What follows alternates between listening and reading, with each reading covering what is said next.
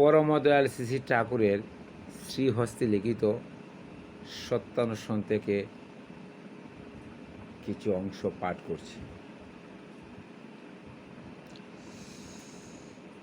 ঠাকুর বলেছেন, অর্থ, মান, যশ ইত্যাদি পাওয়ার আশায় আমাকে ঠাকুর সাজিয়ে বক্ত হইও না। সাবধান হও, তোমার ঠাকুরত্ব না জাগলে কেহ তোমার কেন্দ্র নয়, ঠাকুরও নয়। ফাঁকি দিলে পেতে হবে তা। সর্বপ্রথম আমাদের দুর্বলতার বিরুদ্ধে যুদ্ধ করতে হবে, সাহসী হতে হবে, বীর হতে হবে।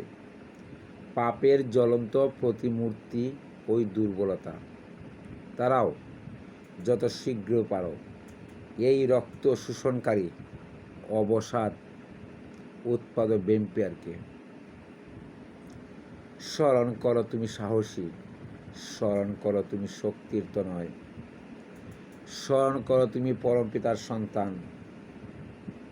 আগে সাহসী হও, অকপট হও, তবে জানা যাবে তোমার ধর্মরাজ্যে ডুব অধিকার জন্মেছে। এতটুকু দুর্বলতা থাকলেও তুমি ঠিক অকপট হতে পারবে না। আর যতদিন তোমার মন মুখ এক না হচ্ছে, ততদিন তোমার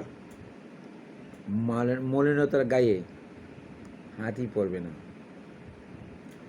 মন মুখ এক হলে তার ভিতরে গলদ জমতে পারে না।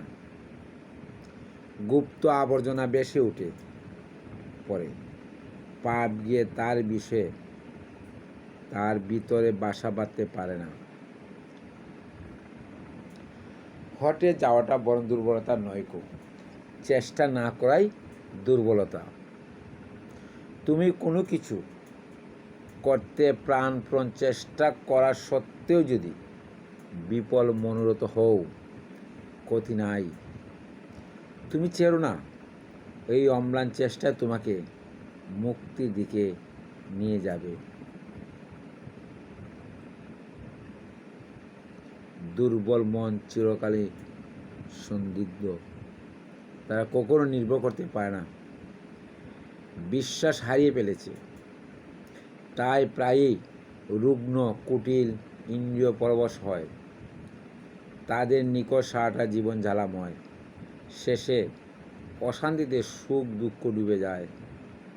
কি সুখ কি দুঃখ বলতে পারে না, বললে হয়তো বলে, বেশ তাও অশান্তি। অবসাদের জীবন ক্ষয় হয়ে যায়। দুর্বল হৃদয়ে প্রেম ভক্তির স্থান নেই। সবাইকে জয় গুরু।